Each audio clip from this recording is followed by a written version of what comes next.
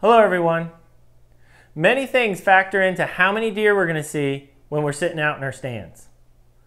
The rut does a lot to get deer up and moving around, and this is why we schedule hunting seasons around the rut itself. But the day-to-day movement can be greatly affected by weather, and this plays an important role into how many deer we're going to see when we're sitting out in our stands.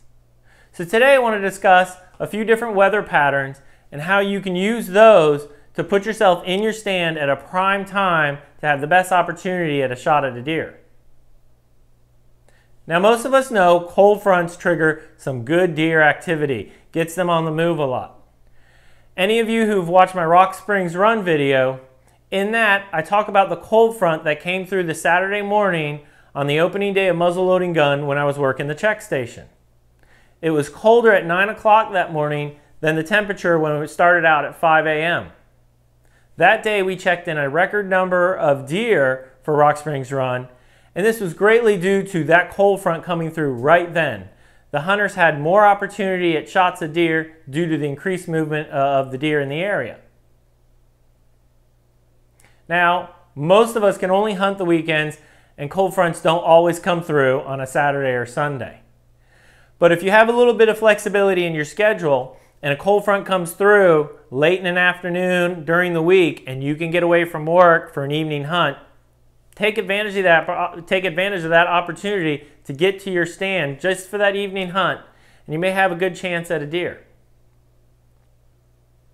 Another weather pattern that can play a big role into the deer activity is just a steady rain.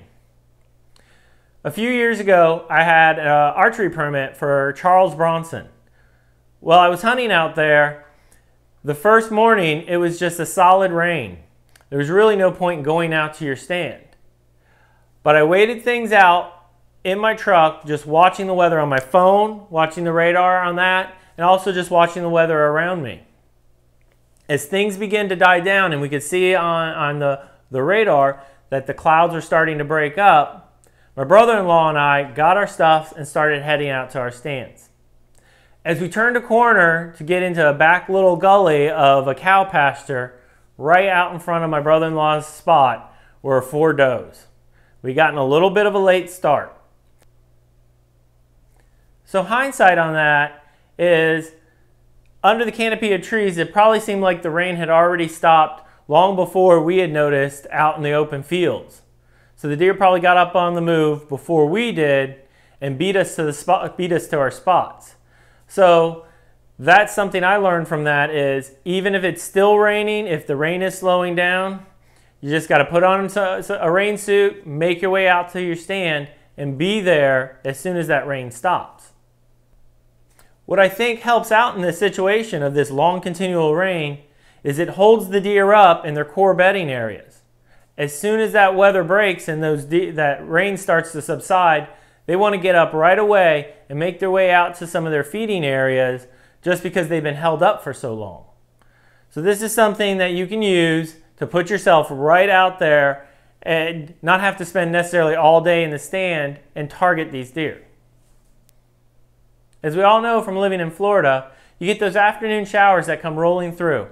They dump some heavy rain for 5 or 10 minutes and then just roll out of the area.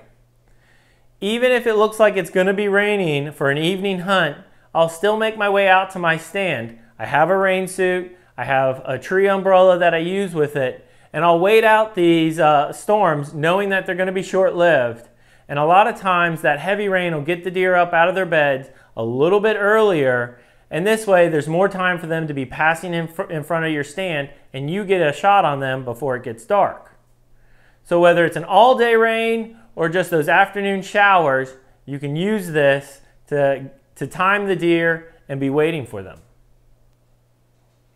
Not all weather patterns have to have rain to set up an opportunity to trigger a lot of deer movement. One of the opening weekends that I was hunting General Gun up in Ocala, that first Saturday, it was socked in gray overcast clouds. Sat the entire first day, didn't see a thing. Not the birds nor the squirrels were moving. So it was just a long sit with nothing going on. Sunday morning started out pretty much the same way. But around 10:30, there was a little bit of break in the clouds. Birds suddenly began to move around, started seeing a few squirrels. At about 11 o'clock, I heard some movement inside the bedding area I was set up outside of. I caught a little glimpse of some deer fur moving between the trees. I hit a grunt on my call. About 2 minutes later, a little 7-point came strolling right across. Bang, deer in the freezer. Similar to the rain, this overcast weather pattern really held the deer up in their core bedding areas. But as soon as that weather began to break, they started getting on the move. Even though it was 11 o'clock, they were still going to come out and do a little feeding and grazing. I watched the deer nibbling as it moved its way out to me. Most of these weather patterns, you can kind of look ahead with different apps and on the internet to see if they're approaching and just when they're going to occur.